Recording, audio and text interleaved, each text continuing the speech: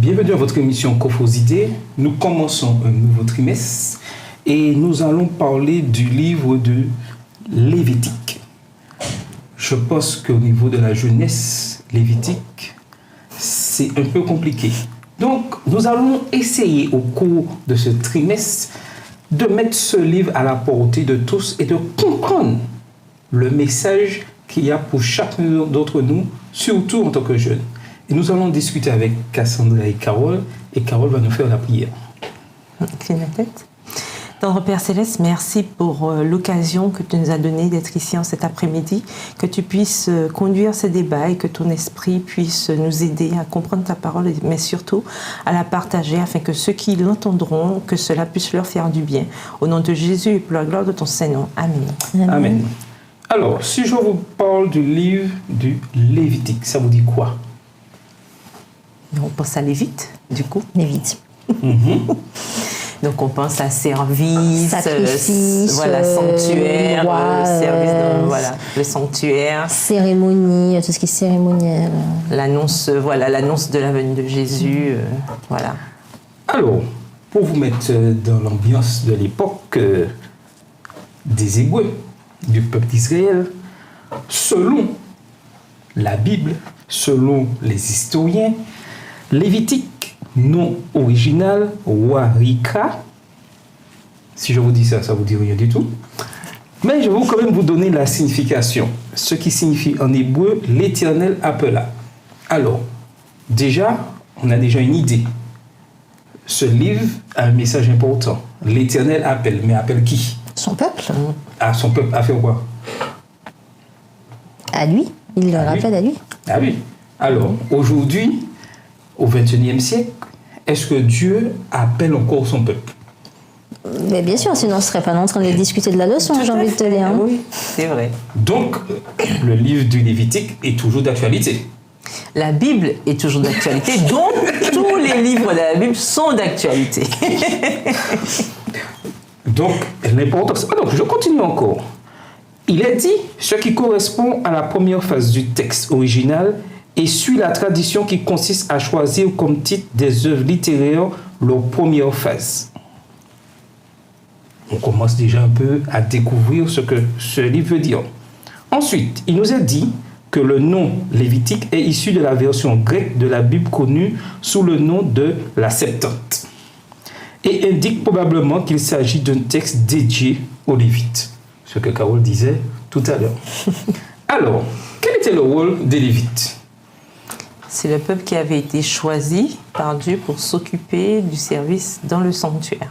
Donc, uniquement ceux qui faisaient partie de la tribu de Lévi pouvaient officier dans le temple.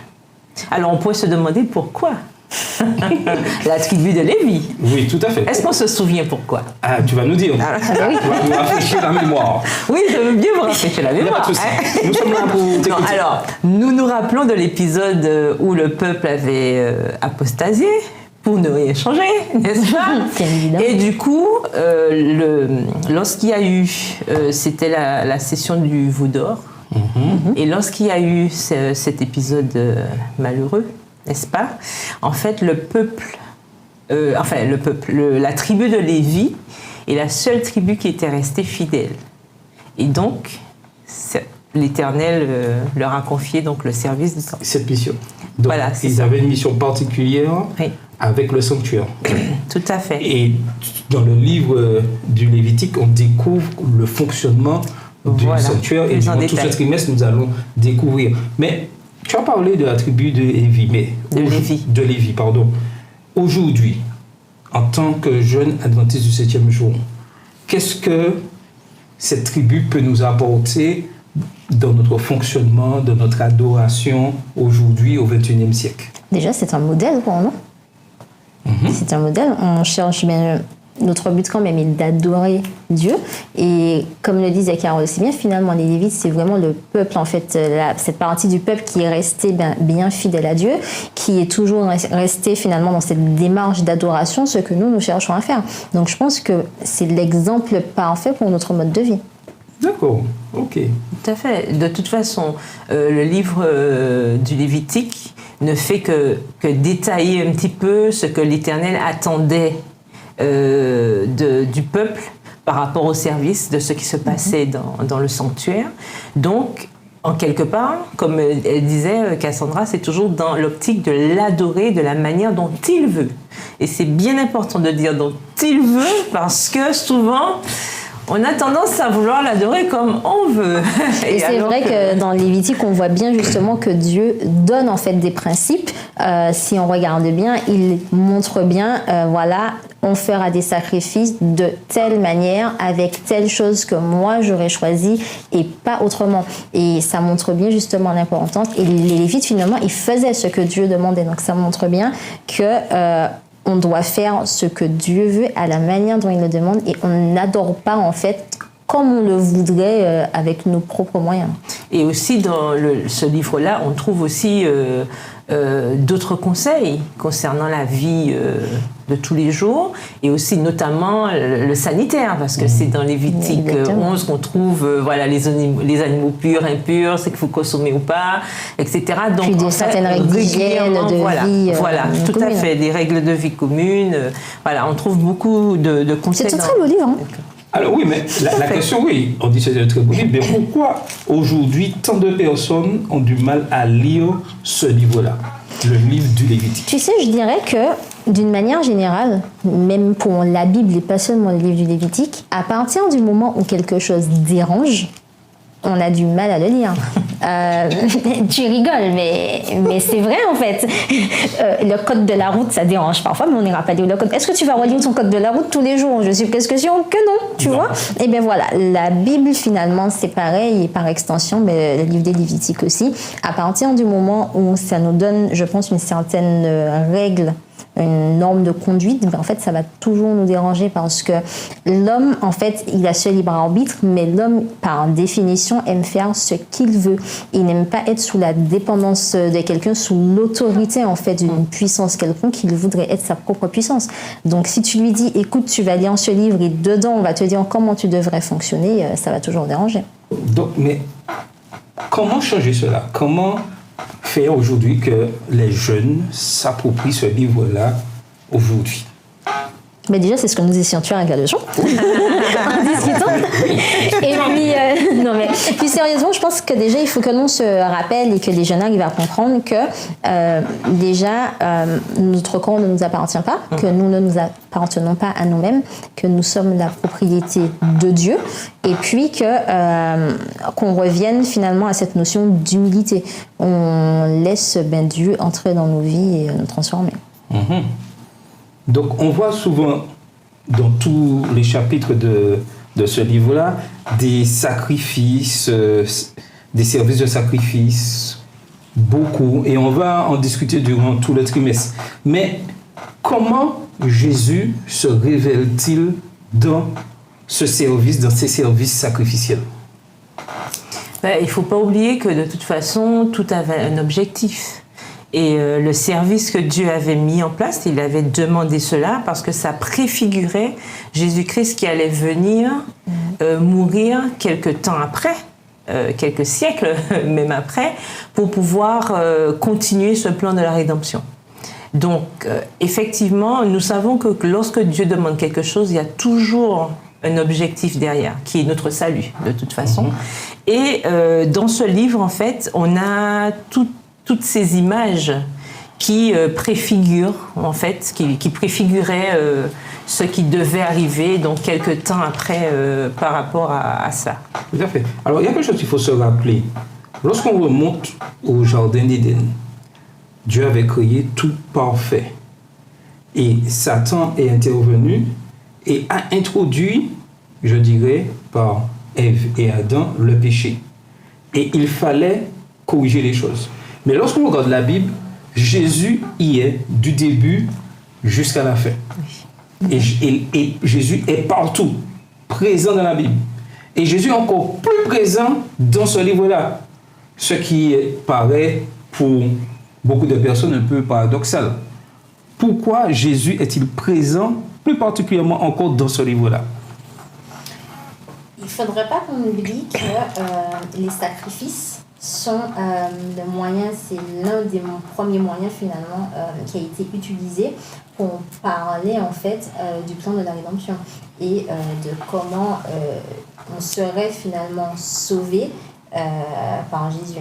Et donc, le livre des Lévitiques, justement, il met beaucoup l'accent sur les sacrifices, la manière dont les sacrifices vont être faits, les animaux qu'on utilise, les sacrifices, et on sait justement que notamment l'agneau, par exemple, qui va renvoyer à Dieu. Donc, c'est sûr que le thème Jésus est encore plus présent dans ce livre que dans d'autres livres. Qu'est-ce qui pourrait attirer les jeunes dans ce livre-là, dans la lecture de ce livre-là? Surtout, on doit faire 14 sabbats dessus. Je pense que c'est une question de perspective. C'est-à-dire, qu'est-ce qu'on pense y trouver? Comment on considère ce livre? Si on considère ce livre comme un livre justement historique qui nous donne des détails sur des choses qui ont existé et pour nous permettre de mieux comprendre justement le processus par rapport au sacrifice de Jésus qui allait venir, pour mieux comprendre justement ce qui s'est passé à Golgotha quelques temps après, c'est bien de comprendre déjà l'origine, donc de comprendre cette base et de voir pourquoi les choses se faisaient comme ça et pourquoi, parce que souvent les gens se disent mais pourquoi il fallait un agneau qui soit sans tache, sans défaut, sans... Voilà. Et quand on comprend cela, on voit pourquoi. Parce que Jésus qui allait venir plus tard était effectivement parfait. Il n'avait pas. Donc tout ça aide à comprendre. C'est ça en fait. L'Ancien Testament sert à comprendre le Nouveau Testament. Et c'est pour ça qu'on dit toujours qu'il faut prendre la Bible dans sa totalité, parce que c'est ça qui permet de bien comprendre ce système de rédemption, de comprendre le plan de la rédemption. Et c'est pour ça qu'il ne faut rien retrancher, parce que tous les livres de la Bible, en fait, sont liés en quelque part. Et même si, effectivement, les livres se présentent dans un certain ordre, mais la chronologie n'est pas forcément cet ordre-là. Parce qu'on retrouve, voilà, peut-être le livre de Ruth qui est lié peut-être à l'époque de David, etc. Donc, en fait, faut pas considérer ça comme quelque chose de chronologique, mais surtout comme un livre qui nous permet de comprendre l'histoire du monde et de comprendre justement le plan du salut. Ça nous permet de comprendre d'où nous sommes sortis et où on va. Et ça, c'est important, notamment pour les jeunes, de comprendre ça. Je pense que c'est surtout important pour les jeunes de comprendre l'importance de la rédemption et de se dire, en réalité, notre but n'est pas de rester ici sur terre et que si nous voulons sortir de cette terre avec tout ce qui se passe, si on veut être sauvé, en fait, il faut pouvoir intégrer ce plan de la rédemption à notre vie. Et pour intégrer, de toutes les manières, on intègre toujours mieux quand on comprend et on comprendra justement en étudiant Lévitique. Alors, comme nous avons vu, il y avait un système, il y avait un rite qui se faisait régulièrement. Tout ceci, c'était pour le pardon du péché. Mais mettons-nous un peu à la place du peuple d'Israël. En ce temps-là, si vous étiez là, il y avait tout ce système. Qu'est-ce qui a été vraiment difficile pour vous? Égorger l'agneau, pour moi.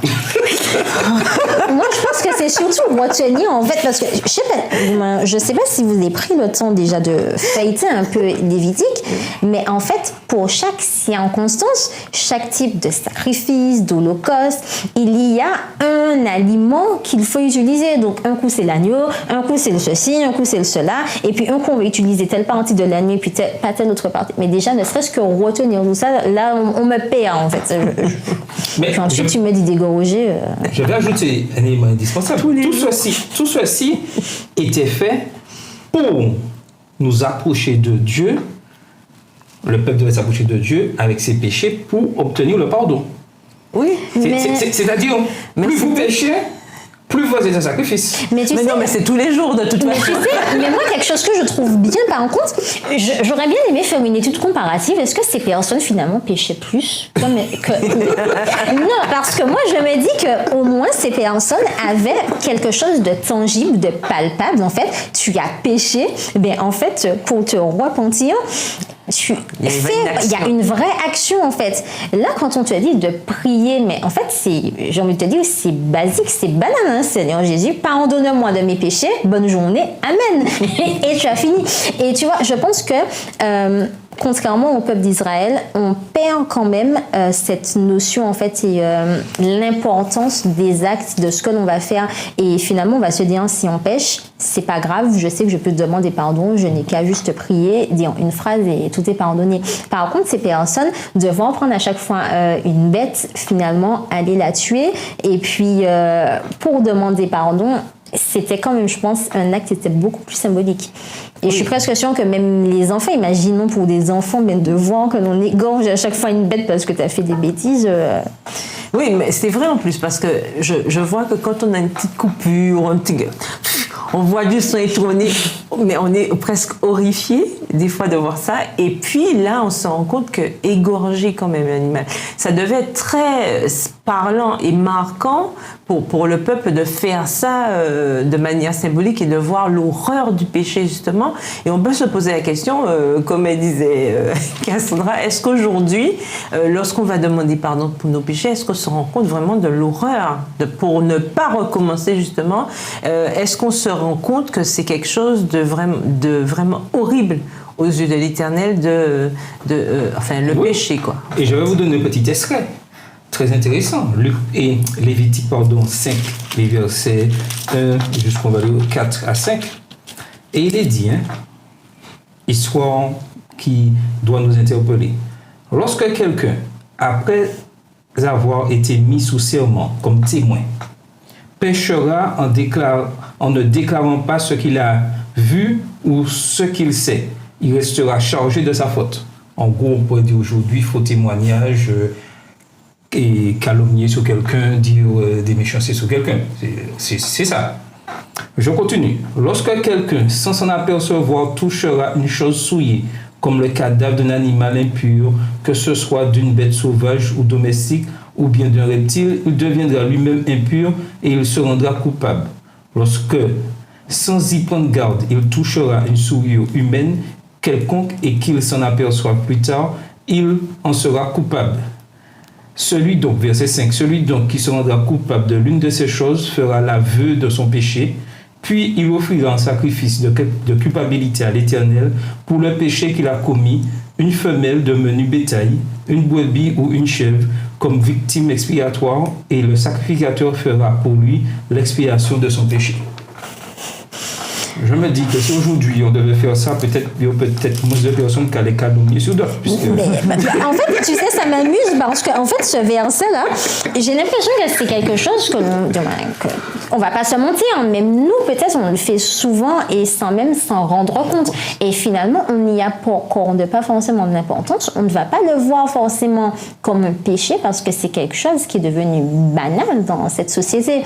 Et puis au final, mais comme on dit, on va prier Dieu pour venir à l'église et puis c'est bon, hein, on a réglé l'affaire. Par contre, là, il y a vraiment cette notion, mais tu as fait quelque chose, tu le reconnais et en fait, pour avancer dans ta vie, il faut que tu ailles chercher une bête de ton bétail. Et puis là, en fait, tu ne vas pas chez le boucher, en fait, chercher le truc, c'est vraiment ton bétail, donc ce qui te nourrit, en fait, qui sert à pécher. Donc, vous pensez bien que si vous péchez tout le temps, ben, il n'y aura plus rien à manger quand même.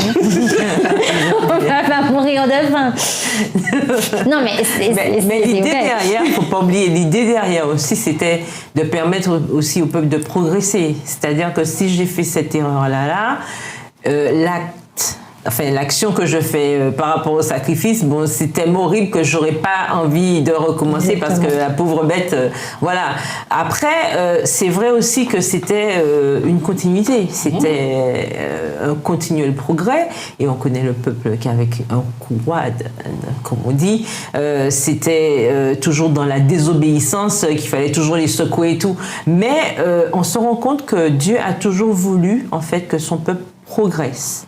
Et à chaque fois, il a toujours mis à notre portée des moyens pour pouvoir le faire. Alors aujourd'hui, c'est vrai qu'on n'a plus ce rituel, on n'a plus les sacrifices puisque le sacrifice ultime a été fait par Jésus-Christ. Merci Seigneur pour nous. Mais en tout cas, ce qu'on peut dire, c'est que lorsque nous commettons justement des fautes, et que nous allons à Dieu pour demander pardon, nous devons nous repentir sincèrement. Et quand c'est sincère, cela nous permet d'éviter justement de commettre les mêmes erreurs. Nous sommes pécheurs, c'est vrai, mais ce que Dieu attend de nous, c'est que nous ne baignons pas en fait dans cet état, qu'on n'utilise pas ça comme prétexte pour faire tout et n'importe quoi. Et c'est ça l'idée en quelque part, se retenir et éviter de sciemment aller dans ce sens et être sur le chemin de l'éternité, comme on dit, c'est-à-dire toujours demander à Dieu de nous aider à éviter ce genre de choses, même si on sait, parce qu'on pêche par omission, on le sait même pas, d'ailleurs c'est marqué, sans s'en rendre compte. Donc c'est vrai, mais toujours être dans ce cheminement pour que, en demandant à Dieu de nous aider à toujours aller dans le sens qu'il veut pour nous, même si nous ne sommes pas parfaits. Et deux choses à retenir sur ce système sacrificiel. Il était nécessaire, premièrement, pour enseigner à toute l'humanité les conséquences réelles et horribles du péché. Et deuxièmement, pour inciter à la repentance, ce qui signifie un changement de disposition. En d'autres termes, changer d'attitude. Et juste quand tu parles de changer d'attitude, souvent quand on regarde la vie de tout du moins dans la société maintenant, dans tous leurs nouveaux trucs là maintenant, développement personnel, on nous pousse tout le temps à aller demander pardon. Il faut reconnaître si tu as fait du mal à quelqu'un, va demander pardon à la personne parce que derrière tout ça, tu vas te sentir mieux. En fait, dans la Bible, on a tout. On n'a pas besoin de toutes ces choses-là.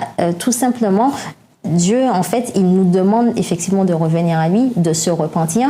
Et le changement d'attitude, ce n'est pas juste ça va me permettre de devenir une meilleure personne, mais là aussi, je serai mieux finalement, mentalement, parce que, en fait, j'aurai rien. En fait, si je progresse, je pêche moins finalement. Donc, j'ai moins à devoir à chaque fois faire cette action d'aller me repentir. On est tout simplement dans de meilleures dispositions. Mais ma question pour aujourd'hui, est-ce que c'est plus facile ou plus difficile de s'approcher vers Dieu aujourd'hui, au XXIe siècle? Je dirais pas que ça soit plus facile ou plus difficile. Je pense tout simplement que les circonstances ne sont pas les mêmes. Le contexte n'est pas pareil. Peut-être qu'à l'époque, les gens y allaient avec beaucoup plus de crainte parce que, effectivement, comme disait Carole, on égorge quand même à chaque fois un animal. Là, peut-être que se dire, mais on va prier, peut-être que l'on va le voir différemment. Mais dans le fond, ça reste quand même un péché qui est commis et ça reste quand même une repentance. Le fond reste pareil. Et le service sacrificiel nous montre que le péché était vraiment quelque chose d'inadmissible, d'abominable. Mais aujourd'hui, est-ce que c'est toujours pareil? Est-ce que le péché respecte toujours ses caractéristiques? Mais le péché reste le péché. La Bible reste la Bible. La définition du péché, elle apparaît dans la Bible. Ça reste. Non, parce que, tout à fait. Parce que certains ont tendance à dire que ça c'est l'Ancien Testament, machin, tout ça, et aujourd'hui. Parce que dans le Nouveau Testament. Je rappelle que Dieu. Le péché n'est plus le même. Dieu a bien dit qu'il n'est pas venu pour abolir la loi. D'accord? Ça prouve bien que ce qui était dans l'Ancien Testament reste là. Et puis, comme on aime à dire, si à l'heure actuelle, on a encore l'Ancien Testament qui fait partie de notre Bible, c'est bien parce qu'il a un rôle à jouer dans notre vie. Il n'est pas là par hasard. Tout à fait. Et il ne faut pas oublier aussi que de toute façon, tant que Jésus ne sera pas revenu, ce sera toujours la même situation. Dieu ne change pas. D'accord? Il était comme ça hier, il est comme ça aujourd'hui, il sera comme ça demain. Il ne change pas.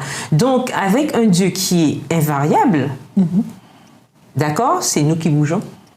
Et en mieux, on espère, d'accord? Donc, puisqu'on est censé progresser, avec un tel Dieu, on ne peut pas on ne peut pas se dire que non, le péché n'est plus pareil, il y a, comme on dit, péché mignon, péché pas mignon. Non, le péché, il est laid, il est moche, et puis c'est tout. Donc, en fait, le péché, c'est son état, c'est le péché. Ok? Alors, il n'y a pas plus de péché qu'il y en a aujourd'hui qu'il y en aura demain. C'est pas ça. La question n'est pas là.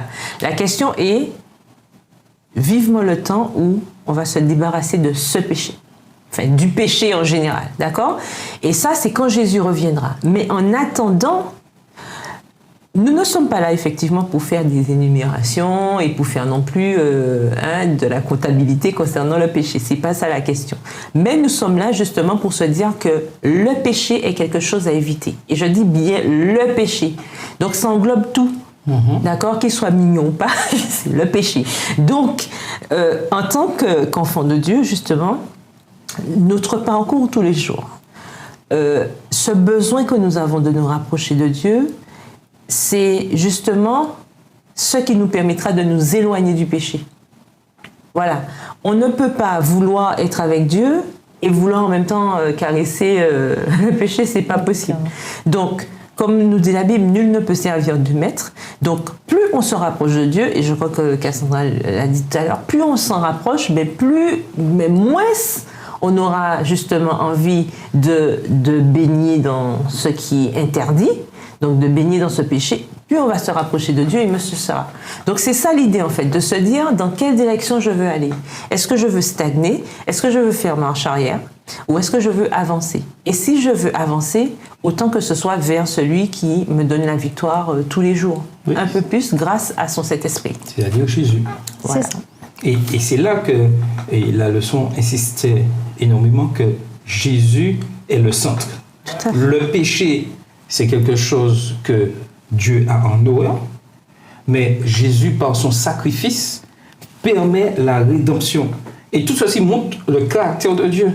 Parce que si Dieu a envoyé son Fils, c'est parce qu'il a aimé et qu'il aime sa créature, c'est-à-dire nous.